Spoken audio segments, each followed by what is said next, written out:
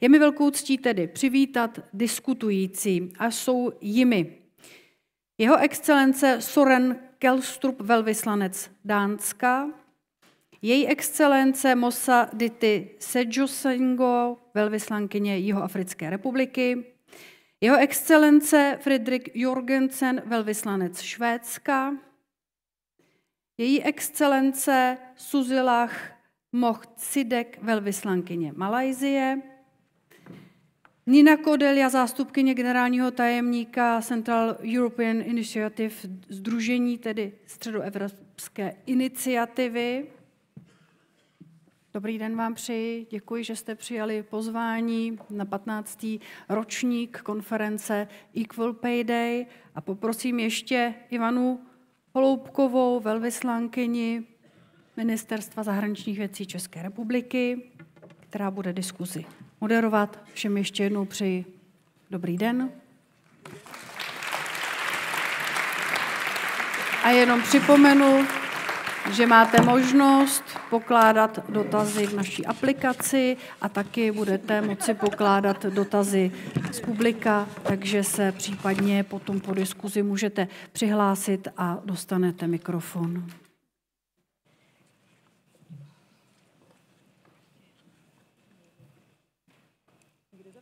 Po diskuzi.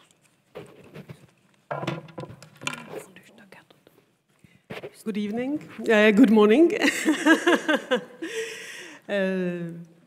My name is Ivana, and I have a privilege to moderate the panel of our distinguished guests, his and her, their excellencies ambassadors, who serve in Prague, and Nina, who comes from Lublin, but serves as a Slovenian diplomat in Trieste in Central European Initiative.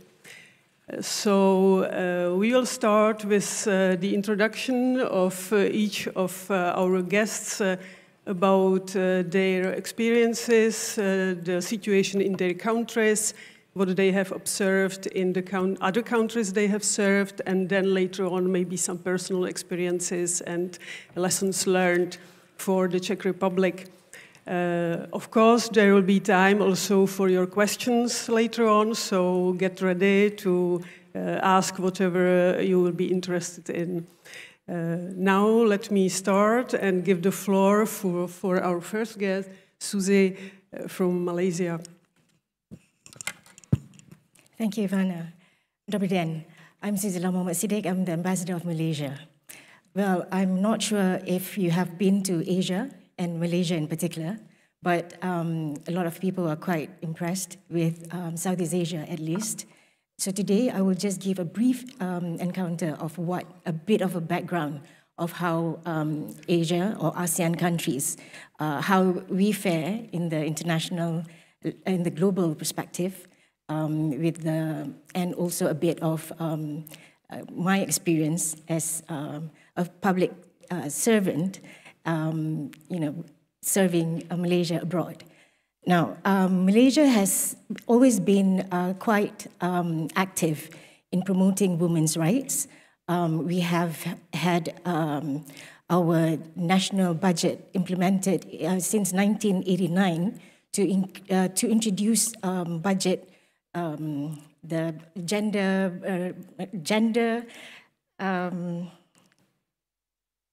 gender budgeting. So we have started this awareness in 1989, and in 2001, we have a women's ministry dedicated for women and development.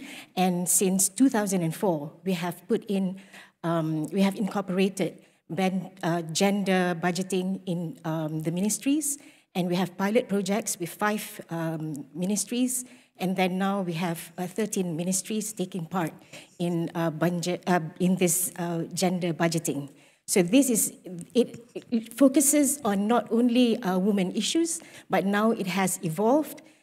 It has also taken into consideration of how men are affected, boys and girls. So it goes across the board. So basically, there's no one single recipe to be inclusive. It depends on the countries, it depends on the background, and as rightly put by Andrea of Philip Morris, It is how the traditional expectations of women, the woman's role, has evolved as well. So since the inception, we gained independence in 1957. Women has always been those who are the caregivers at home, who support the family, support the breadwinners or the husbands. But that role is slowly changing, and now most of the families are quite equal. There are some men who take a step back and become the caregiver instead of the woman.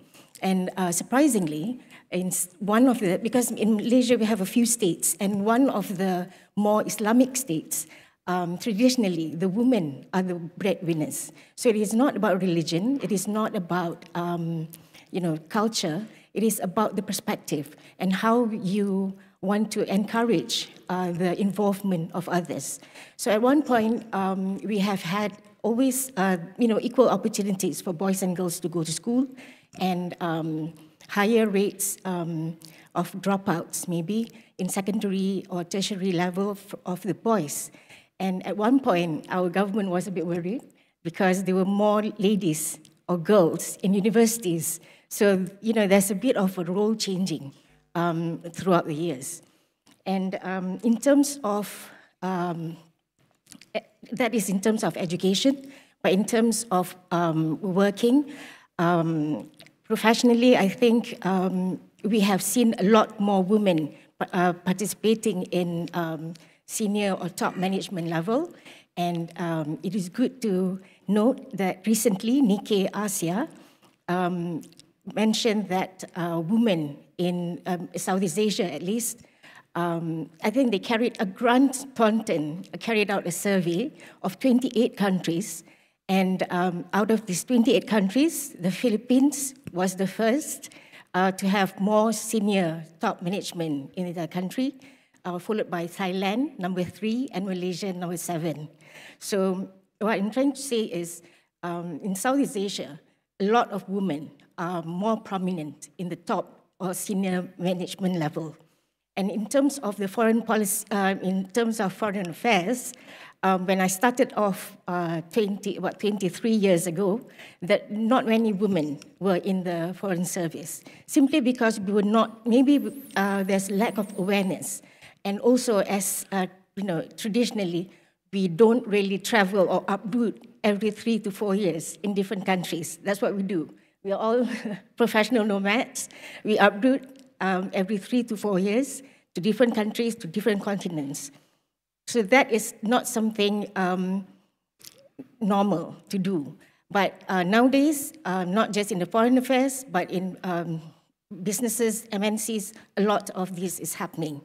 And with the modern technology, it's easier to fly back, to video call, to have Zoom with your family members. So it is not difficult to be traveling and working abroad.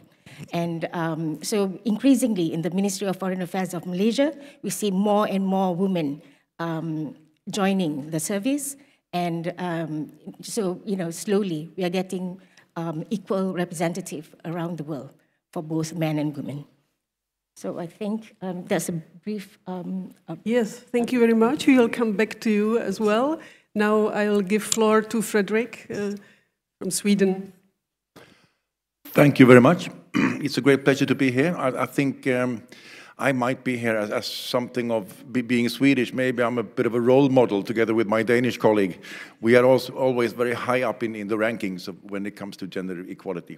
For the last 10 years, Sweden has been ranked by the EU as the most gender equal country in Europe. And we are, of course, proud of this, but we have come to this position for very good reasons, and we have been working hard with this topic for many, many years. And this is maybe part of my message here today, and you have heard this already, there is no quick fix. These things take time, and you need to be patient. And we are where we are now because we have been working with these issues for the last 50, 60 years. Even already in the 70s, the discussion started, and Swedish society started to work with this on a continuous basis. And ever since the United Nations launched the concept of mainstreaming gender equality in 1995, we have been working on that basis. So gender equality is being seen in our system, in our country, as something concerning each and every level of government, every level of private enterprise as well. This is something that goes through all facets of society, and that's important to bear in mind. In 2018, we created something called the Gender Equality Agency, and that state authority has the task to make sure that all other government agencies work on this principle, mainstreaming gender equality, taking this into consideration in all aspects of their work. And that's important, and that has worked rather well for us. But we can also see, in a country like Sweden, we can see that still a lot remains to be done, especially in private enterprise. If we look at the major companies on the Swedish Stock Exchange, we can see that only 36% of members of the board are women. This is reasonably high in international comparison, but there's no reason why it should be like that. We need to get more women into companies' boards. One area where we are still lagging behind and making very slow progress, that is the question of high managerial posts. You heard about Philip Morris just recently, and in our system in Sweden, it's still difficult to get women in as CEOs of major companies. Only 12, I think it's now 12.1% of CEOs in Sweden are now women. And that figure went down from last year, from 12.4 to 12.1. This is a tricky area. This is difficult. It's difficult to get to private enterprise. Norway tried this. They were the first country to work with quota legislation, quotations for having women on company boards. This was not a big success. What happened was that they didn't get new women in, but those already sitting on company boards, they got even more to do, because they were being used in other companies as well, but they didn't get any new women coming into the system. So it's tricky to work with quotas. I don't think from my perspective, my personal perspective, I don't think that quotas is the general and the preferred solution. Here we are working with attitudes. It takes time, and you need to convince people. Quotas, quite often, they repel as many as they attract, because it's a controversial tool to work with. But I'm sure also private enterprise will change over time. As my colleague from Malaysia, I can maybe mention the diplomatic service as an example in this. We are always, quite often we are seen as rather conservative. You can see what Søren and I look like with suit and tie and rather old-fashioned in our approach. But still, we are also changing over time. And when I started at the Ministry of Foreign Affairs in Stockholm, that was in the Bronze Age. Many of you weren't born then. In those days, it was quite rare to see a woman ambassador in our system. I think 90% of ambassadors in those days were men. And when there was a woman, this was seen as something fantastic and something new. Over the years, this has changed significantly. I just checked, with the help of our intern Alicia, I checked the latest figures in Stockholm. And in these days, every second Swedish ambassador is a woman, 47%. 60% of those working for the ministry are women. Of those being managers, ambassadors and others, 52% are women. So women are making progress also in this rather conservative diplomatic system of ours. And also individuals change over time. I can see this with myself. When I had my first child, or my first child abroad, I was on a posting to South Africa. And that time, I took 10 days off in parental leave because I was ambitious. That was the norm. That was the normal thing to do, not to stay away for too long from the office. When I had my last child, I took half a year off because things had changed. I had changed, and attitudes had changed. This was seen as something for me, an obvious thing to do. So I took more time off, and I shared the responsibility with my wife for taking care of our son that first period. So this is important, that people actually change over time. But the important thing here is, and this was also said in a very good way in the first remarks from Philip Morris, that looking at the gender pay gap, it's not a question about the gender pay gap. It's not a question about pay, salaries, and wages. It's a question about, it concerns everything else.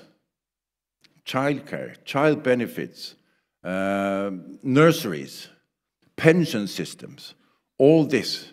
That's where the efforts should be made. At least in our country, nobody gets paid less doing the same job as a man because they're women. The thing is, women take the decisions that make it difficult for them to make a career. And that quite often they do because of the way society is organized. And working with these questions, the important thing to remember is that it's not only about fairness, justice, equality, it's about boosting our economies. There are very good economic reasons for doing this. This benefits not women exclusively. This benefits women, men, and the whole of society. There's a lot of money to be gained. There's a lot of increased efficiency in the economic systems to be gained if we can work in a better way with closing the gender pay gap. And then it's not only a question about the pay as such, it's about all the other things. And I'm trying to convince those being skeptical to these changes, I think that's the argument to use. It's not about equality as such, it's about the economy. I'll stop there. We promised to stay within 3 minutes, and I couldn't really follow that. But thank you so much. Thank you. Thank you.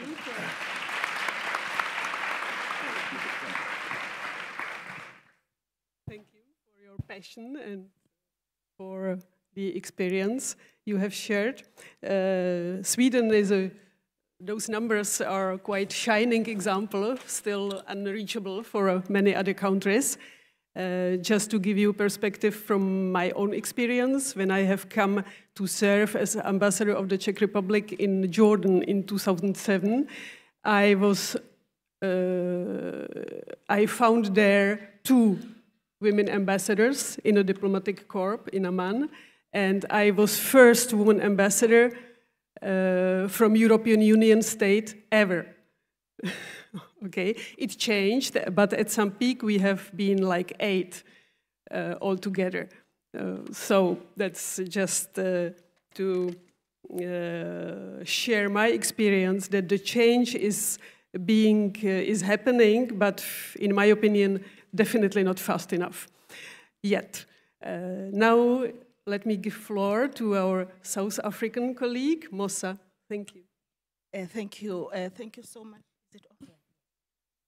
Let me start by thanking the organizers for calling us all here and greet you all, ladies and gentlemen. I am seeing a sea of red, which is a very important color for us as South Africans, because if you look at our flag, you'll see that there's red there, and that red signifies the blood that was shed and the sacrifices that were made by those who came before us, who fought for all the rights that we have. Amongst those rights are the women's rights. We are saying women's rights are human rights. So there's a lot that I can brag about when it comes to gender issues as South Africa, but the minutes that we have, I could not decide which part exactly I should concentrate on. So if I'm all over, please forgive me. In 1994, when we obtained our democracy as a country, which is 30 years back, we'll be celebrating 30 years now on the 27th of democracy as a country. We took a conscious decision as South Africans that nothing for us as women without us. And therefore, right from there, we ensured that in all structures, women are there. And I will give you examples of when we started. South Africa has 3 arms as a state. Of those 3 arms, which is judiciary, legislature, and executive, of those 3 arms, always and forever since we started, the position of the Speaker of Parliament or of National Assembly has always been a woman, right from when we started. It has never changed. We have always had that. And the Deputy Speaker would then be a man. And then on the judiciary, the Chief Justice has always been a man. We are trying to fight for that. We have not achieved that as yet. We are moving at a slow pace as far as judiciary is concerned. But the second in charge is always a woman. And in the executive, we have not achieved what we want, but if you take the whole cabinet, more than 50% of the ministers and deputy ministers put together are more than 50%. And it is because when we started, we said 50% all the way. We have what we call the zebra approach. Now, the zebra approach says if we start with a man, the second one would be a woman. The third one would be a man, the fourth one would be a woman. And we're doing that right across. It was happening mainly in government, but now we have reached out to private sector as well. Now, but as we were continuing with that, we realized that you can have women who are at the same number as men, but the output shouldn't be about that. It should be about capability. We have to put in there capable women. And our women should not be there to compete with men, but they must stand there as women who have the potential and capabilities of performing the work that is put before them at the same level or even better than men. And then we then said we need to ensure that our women are empowered in education, and because most of them at that time had not gone to school, we had to start the programs right from the beginning. We're calling it ABET, which is Adult Basic Education. And that's where we started to try to work on improving the literacy level of women. We have done that. We have ensured that we take girl children to work so that women can be empowered not only educationally, but also push their confidence. They must be able to stand and defend the position of the country wherever they go without any fear, favor. So we are doing very well. In the diplomatic area, in 2022, women ambassadors and high commissioners were sitting at 43%. But post that, there has been many cohorts, including us, who came in, and I can tell you that in the group that went for training when I came, of the 28, 21 were women, and there has been others. So we are fast approaching the 50%, but we are not there yet. And is it? Okay, all right. Okay, I'm about to finish, but I think the other parts have already been covered, because what we are doing, we are we have put in place monitoring mechanisms, policies, because now what my colleague here was talking about, gender mainstreaming, that is what we are doing, but we are also ensuring that whatever we are doing, the budget and everything, which must include women, it has to be monitored. We need to make sure that everything is done according to the policies that we adopted as a country. Thank you so much. Thank you very much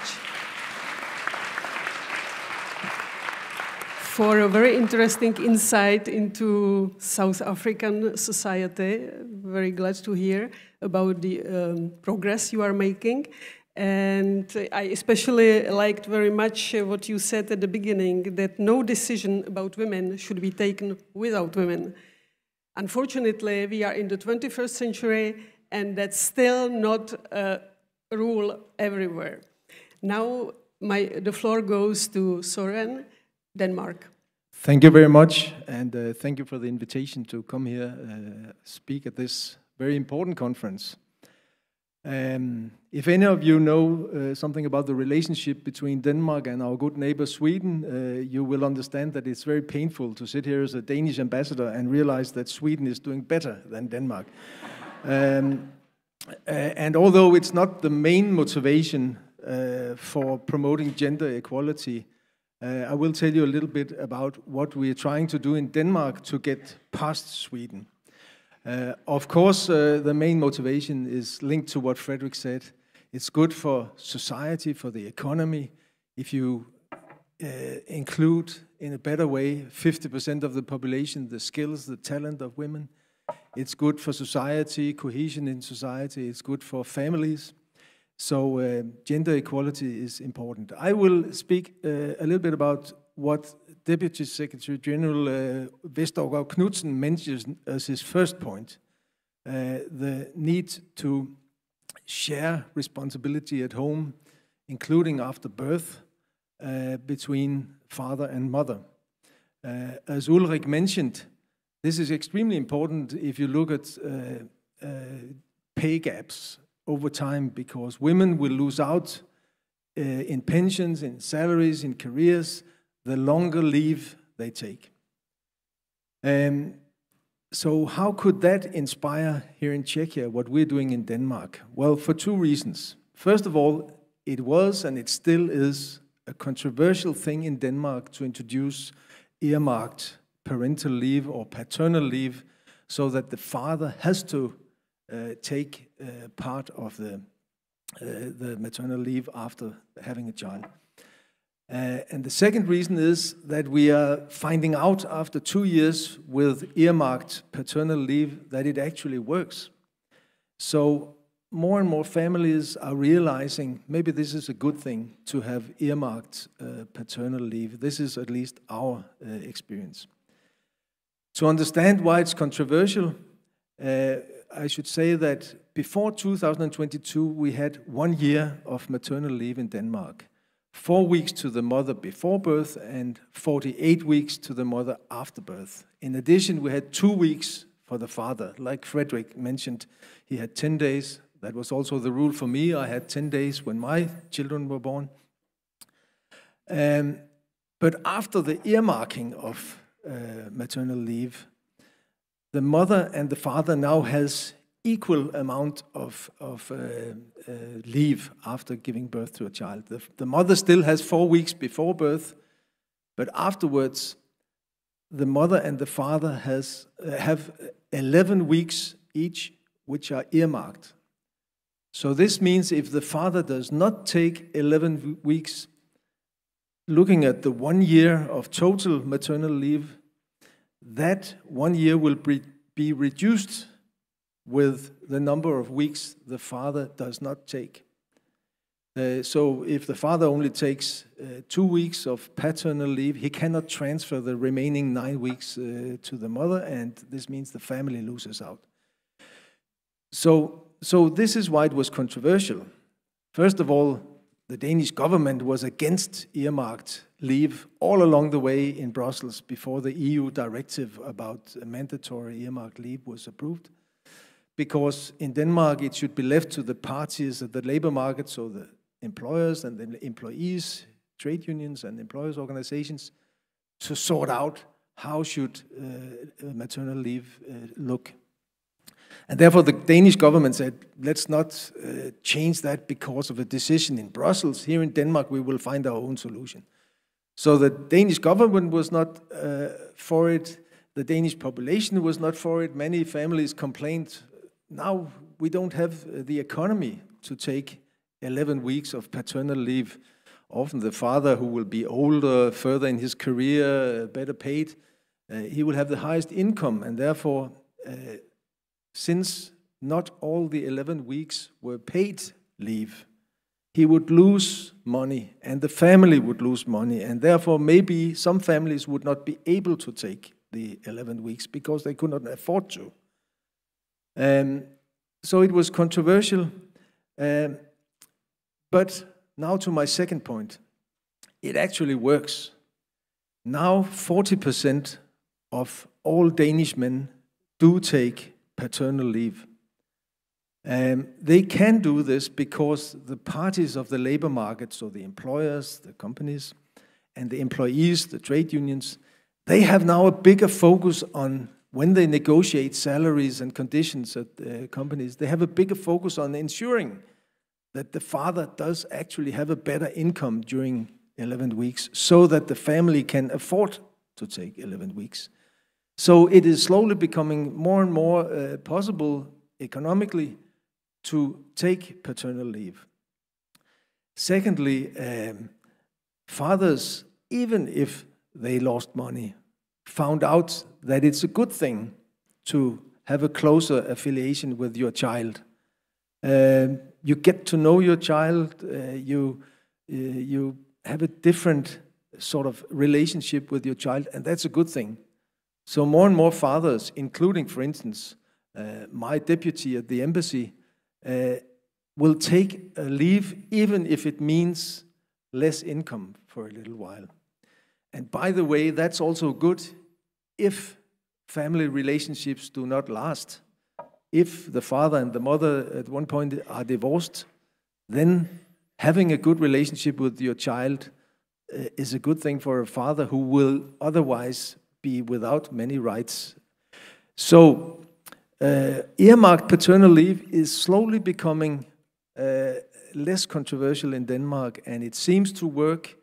And of course, it requires that the companies do take a responsibility for making this work, since they finance a lot of it. And I believe General Manager of Lego, Martin Siebenhandel, will speak about this later.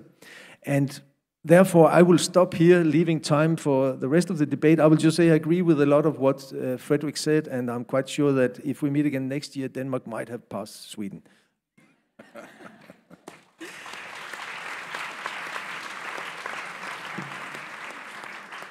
Thank you very much, Søren.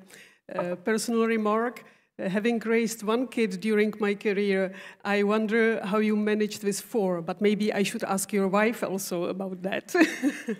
Now let me give the floor to Nina, who comes from Trieste, a Slovenian diplomat serving there as a Deputy Secretary General of Central European Initiative, which is one of the supporters of this conference. And I would like to hear your experience as Slovenian diplomat and also something about the countries and projects you do. Thank you so much, and really thank you for inviting me. We are very glad, I'm very glad to be here also, because with my colleague it took us 12 hours to reach Prague from northeastern Italy, so it was quite a journey. So already being here is an accomplishment, and it's really great to see this big crowd. And also that there are not only women, but also men, and that also this panel is a bit gender balanced, but also with the representatives of countries which are really front runners. So it's really, your experience is really key, and I really like the fact that you concentrated on the thing about how the approach towards men and the change of attitudes brings about a positive change, because I completely agree that the change needed is the change in attitudes. Just to say one word about the organization that I represent. It's an intergovernmental regional organization encompassing countries from Central, Southeast, and Eastern Europe. And this is also important in the regard about the topic we're speaking, because of course the levels in these countries are quite different. You know, it's a platform where we can observe how things are done differently. Already looking at the representatives, you know, appearing at our meetings. When we look at the governmental sphere, I'd say that there's quite a few women in our countries. When we look at the parliamentary sphere, it's much better. When we look at the civil society, the ratings go up. I don't have numbers, but it's one thing that one can observe even without some specific statistics. For me, it's a bit more difficult than for the ambassadors to tell you something interesting, because I don't have a country experience to offer. I mean, I will say one thing about Slovenia afterward, being a Slovene diplomat, but what regional, maybe just to share the view, what regional organizations can do in this regard. And this is really fostering the dialogue, because I think that through exchanging experiences and views and comparing things, that things can go for the better, because one brings back the experiences, say, okay, in this country this is done better, we could do this, because really it's this issue is about, as it was said before by ambassadors and by the CEO Philip Morris, is a question about economy. It's not a question about only equal opportunities, that women and men can go to university and then they can start the career, but then when they start the career, what are really the opportunities and the chances that you can go on feeling comfortable in your job. And being a diplomat, I think this is one of the most difficult features that we have to approach.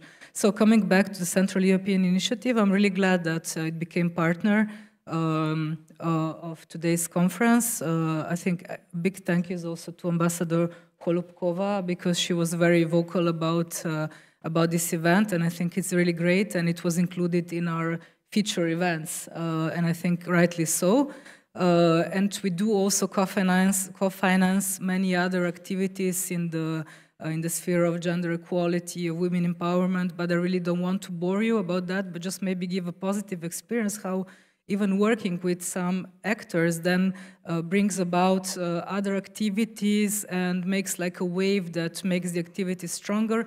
Tomorrow there is a speaker who is here talking about the educational hubs in Ukraine, and with whom we worked very strongly with, and basically help even with not so big financial means to make these initiatives bigger. Or I have another example of a young Moldovan startupper that we brought to many events and even made her known to her own country, to her own government, who even didn't know that she was doing so many things. So there's many things that you could do, but I really want to be brief. So as I said, multilateral diplomacy to bring a change. And I just want to briefly refer to me being a Slovene diplomat, although I'm here not representing Slovenia, just one very positive initiative, but which has to be translated into concrete terms.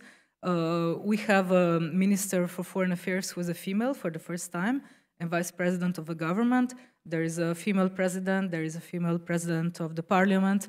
The diplomacy is, I would say, half-half women and men. But what I'm really proud about, the minister decided to join in, to chip into this feminist foreign policy, which I think was the idea of Sweden originally. Sorry about Denmark, but I think Denmark is participating as well, and it translates into this streamlining of the feminist foreign policy, which means giving importance, giving focus to women empowerment and also to human rights of women and girls, not only inside, not only related to the foreign service of Slovenia, but also abroad in the development cooperation things. But I really think as a diplomat, I heard about the crossroads before, and I actually also came about many crossroads, and many compromises were needed in my life, because of course the work balance with personal life balance, it's very difficult. It's difficult in professional life, but it's more difficult, I think, or it's very difficult as well in diplomatic life, because you have one small element that others don't have so much, which is going abroad, which means that until you're single and free, it's easy because you pack your suitcase and you go. But when you're a family, it's much more difficult, and not only for female, but also for my male colleagues, because as it was, a traditional diplomacy was, of course, composed of male representatives. The women did the work, they went with them, and now everything becomes more difficult. And also, children have more power, voice than they had in the past. So it's really, I think, about what it was said before, that legislation, formal steps are important, but the change in attitude, and also the change in attitude and real opportunities, that is the key. So I'll stop here, and I hope I wasn't too long. Thank you. Thank you, Nina.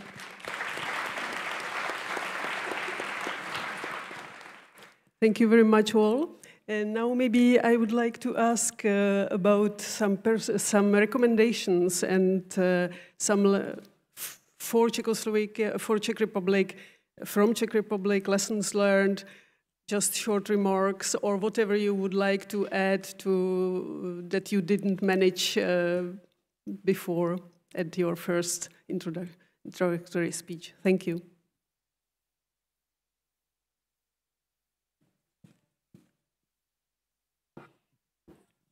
My apologies, I didn't get the question.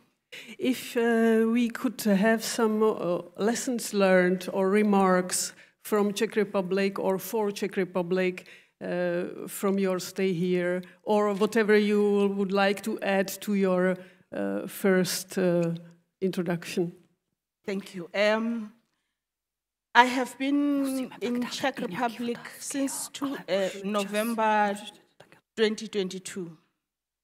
And I must say it's a beautiful country. I must say, yes, I have observed that they are doing their best, they are trying their best in terms of addressing issues of, I've been invited to different meetings with female ambassadors, with other ambassadors, where issues of gender were discussed as well, part of the discussions. And I realized that Czech Republic is trying, it is trying its best, and there are areas that they are excelling in. For instance, I am aware that the maternity leave, women can go on maternity leave, is it for 1 year or 6 months?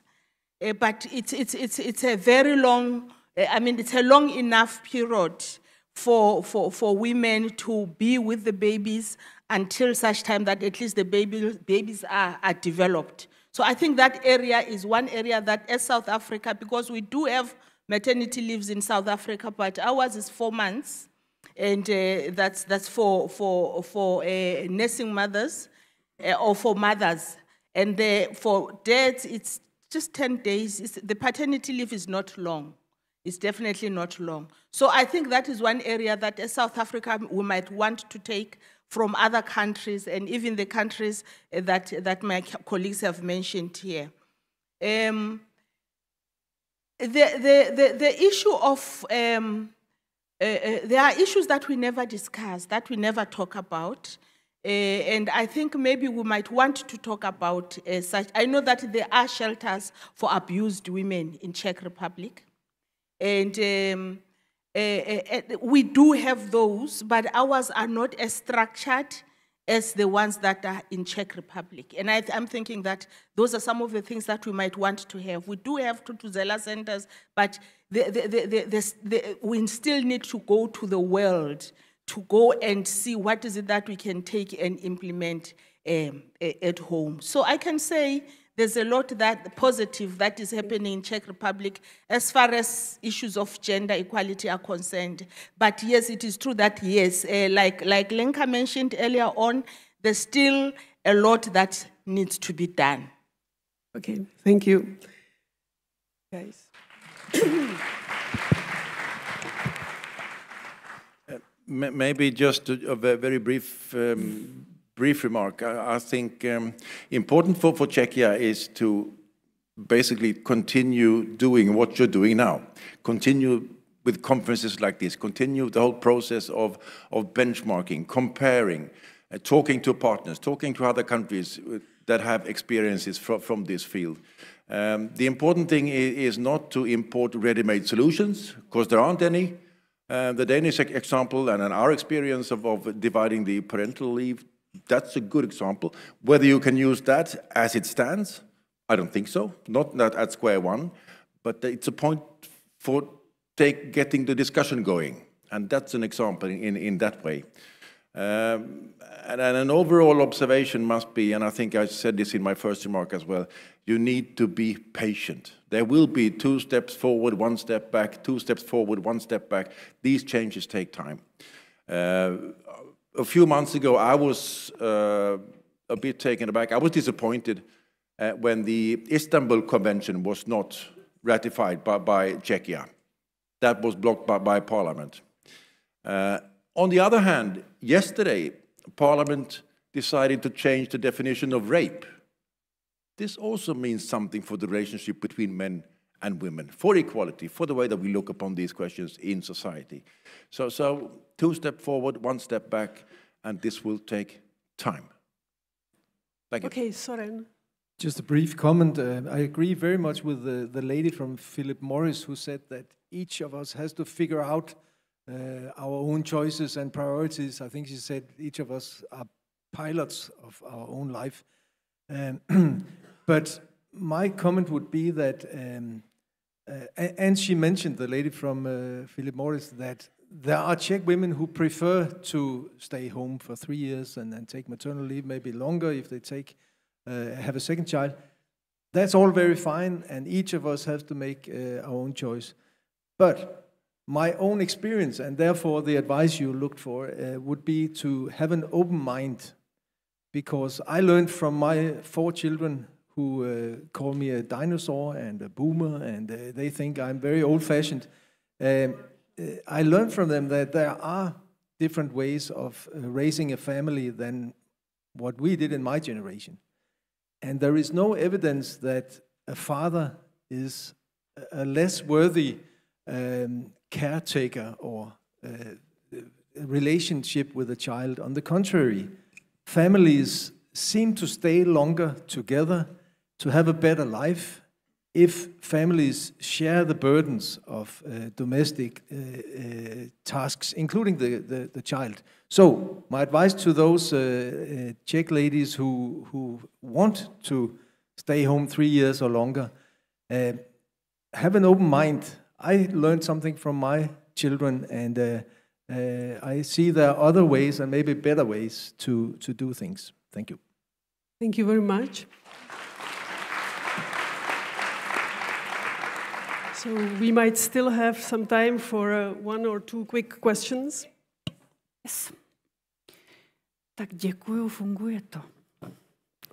Já už jsem se bála, že se nebudete ptát. So, just 1 or 2 questions for you. To Frederick, how would you persuade the conservative Czech politicians that the gender equality has the potential to boost economic growth? Who would like to take that one? It's a nice for one. Frederick. It is a good question, but the answer is partially given by European institutions, also by the OECD that we heard about. These evaluations are there. There are specific numbers. I don't remember it now, but the calculation has been made. What would it mean if we could close the gender pay gap in Czechia? That would mean an addition of economic means to the country. There's a good economic case for doing this, for getting more women into the workplace. So the calculations have been made. The thing is, these arguments will have to be used against conservative politicians. These must be brought to the surface. Okay, next one. Okay, the panel shows, well, developing countries are ambitious in GE, Nordic countries are champions, while our region is stuck at a low level. Why? Okay, who? Do you have an answer? Didn't quite get the question. Why our country is in the low low level in this problem here. The panel shows, well, developing countries are ambitious in GE. Nordic countries are champions. Why? Why our region is stuck at a low level? Why? Anyone? Yeah. Well, I don't have any real wise answer to this, but I would say I'm not sure you're stuck at a low level. I can feel on many young Czechs I meet a different approach to things, and therefore I think the answer is very complicated. It's very broad, but I think there is reason for optimism because I think that younger generations and also companies, as we have heard and we will hear later, many companies here in Czechia are also changing perception because it's one way of retaining and acquiring talented workforce. Okay. Yes, thank you. Maybe another answer from a different region? South Africa or Asia? Sorry, just a quick one. For the first question on economic development, in Malaysia, we also have, under this gender budgeting system, to give micro loans to women entrepreneurs for the small SMEs, small and medium entrepreneurs. I think this is as a spillover from what we learned, what happened in Bangladesh, where they give small loans to women entrepreneurs because women are more resilient and they will pay back, unlike men. So, for SMEs, this works better for women to encourage them to develop economically. Thank you. I will talk briefly to the second question. And just to say, well, South Africa is a developing country. Maybe that's why, we were able to work to build in a lot of things right at the beginning. But just to say about Czech Republic, the other day we had a meeting with the Ministry of Labor, and as we were discussing, one of the things that came up was that unlike our continent, Africa we're saying it's a young continent because most of the people there are young. But the situation with Europe, and maybe talk about Czech Republic in particular, is that most of the people who are working are already advanced in age, and therefore they were socialized in a certain way as they were young, to say mothers must stay at home and raise children, and men must go to work and work for the kids. And if you are socialized in a certain way, even when you grow, it's difficult to grow out of that socialization. And now, because the situation is changing in Czech Republic, Czech Republic is now part of the global village. The young are coming up and they are part of the globe. They are going out there and they are getting even, knowledge of how things are done out there. The situation will ultimately change. Because when they come back with that knowledge and they implement it. So as the more advanced aged generation gets out of work, the new one comes in. My colleague here says we have to be patient with almost everything that we do. Ultimately, Czech Republic the statistics and everything will increase because of that. Thank you very much. Thank you. Tak děkujeme. I'm not so sure I agree that much on the patience, but that's for other continued discussion. Distinguished colleague, thank you very much for your insight, and let's hope for a bright future. Takže děkujeme Soren Kelsrud, velvyslanec Dánska, Mosa Sejoy Singou, velvyslankyně Jihoafrické republiky, Frederik Jorgensen, velvyslanec Švédska, Suzy Knok Sidek, velvyslankyně Malajsie, Nina Kodelia, zástupkyně generálního tajemníka Sdružení Středoevropská iniciativa a Ivana Holoubková z Ministerstva zahraničních věcí. Děkuji mnohokrát, přeji vám hezký den. Thank you very much.